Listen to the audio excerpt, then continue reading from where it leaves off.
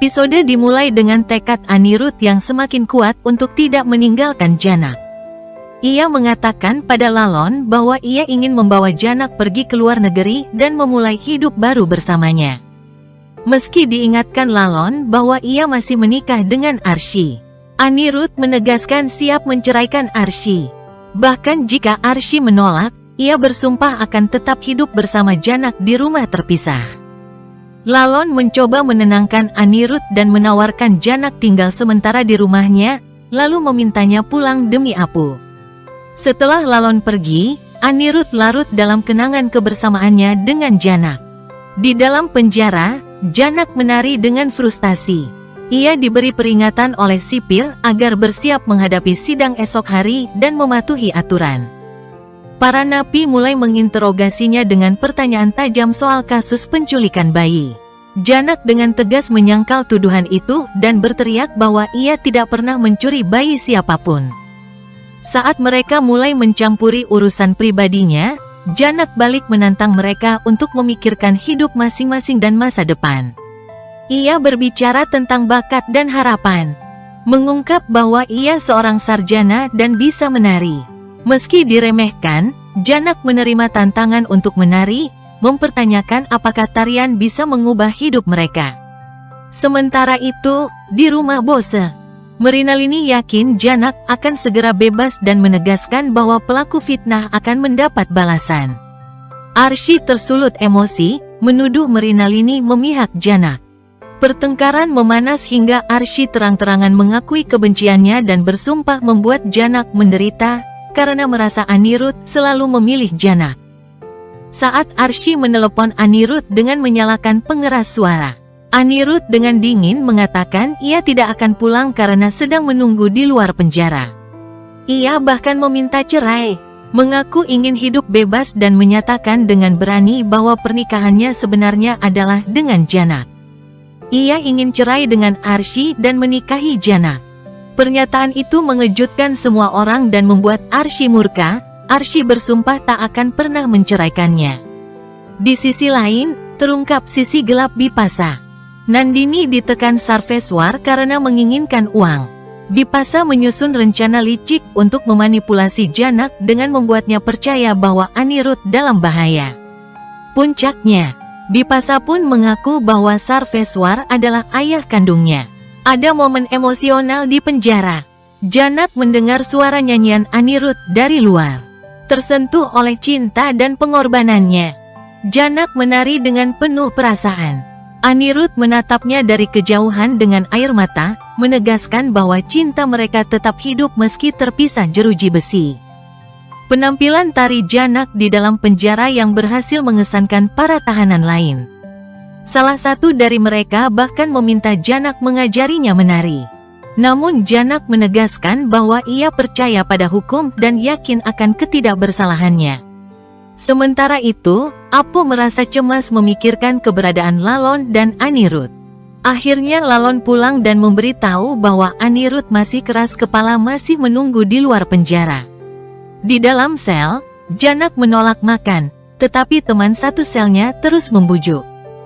Teman sel itu lalu menceritakan kisah kelamnya sendiri tentang menusuk mantan pacarnya.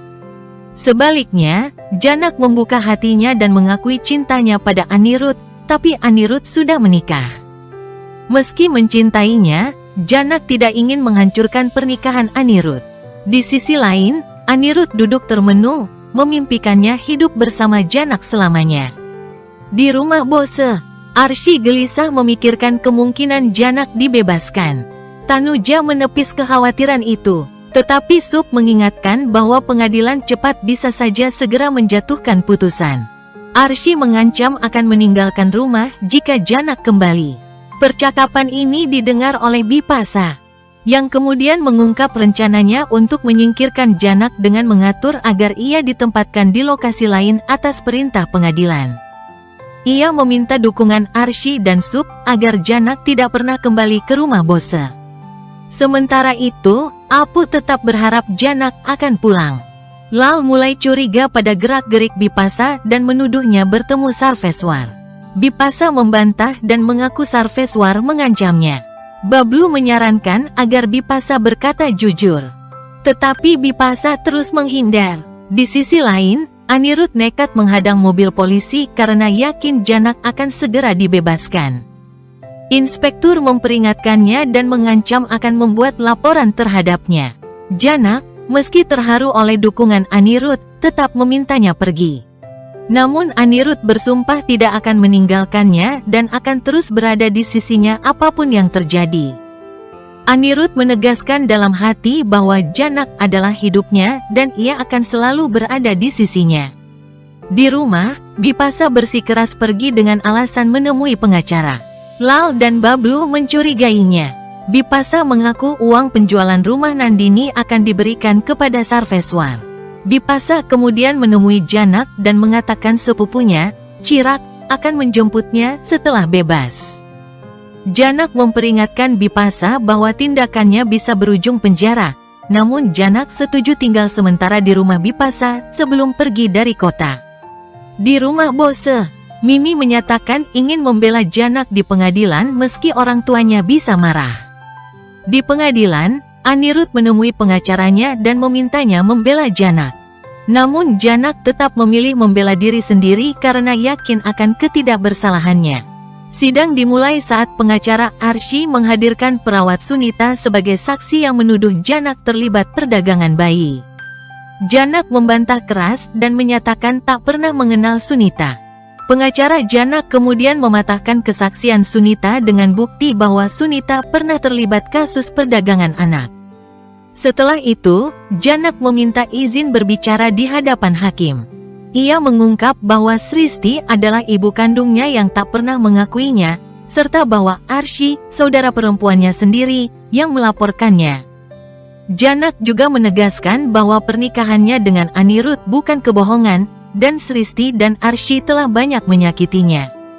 Sidang berlanjut dengan Janak mengungkap seluruh kebenaran di hadapan hakim.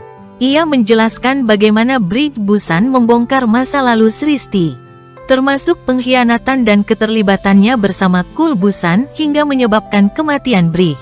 Janak juga menceritakan hubungannya dengan Anirudh dan Arsy, dan pengorbanannya selama kehamilan Arsy, serta alasan kecurigaannya terhadap bayi Omkar yang ditukar dengan bayi Arsy. Mimi kemudian bersaksi, mengakui bahwa keluarga Bose telah memperlakukan Janak dengan buruk dan menegaskan bahwa Janak tak pernah berniat merusak rumah tangga siapapun. Kesaksiannya memperkuat bahwa laporan terhadap Janak tidak berdasar dan Janak tidak bersalah.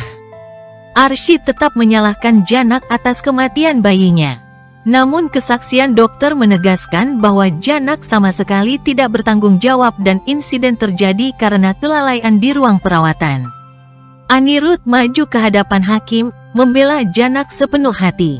Ia menegaskan Janak tidak bersalah, telah banyak menderita, dan layak mendapatkan kehidupan yang bermartabat.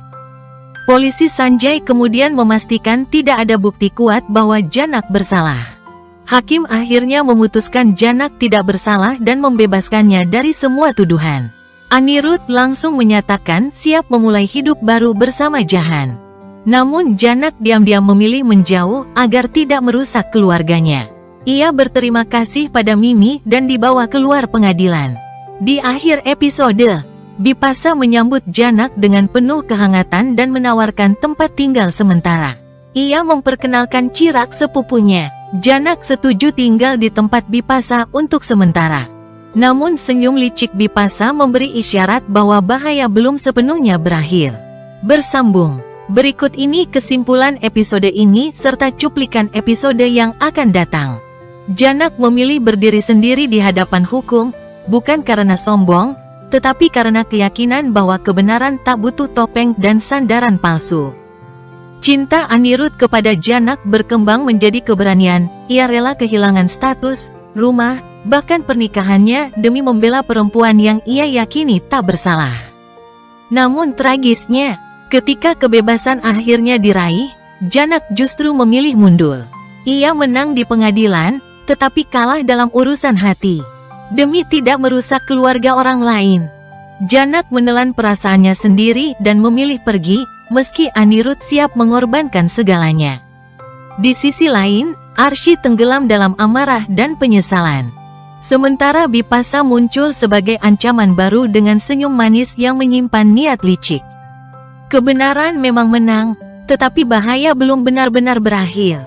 Jalan Janak masih panjang, dan kebebasannya mungkin hanyalah awal dari ujian yang lebih besar. Apakah Janak akan benar-benar pergi meninggalkan Anirudh? Sampai jumpa lagi di episode berikutnya.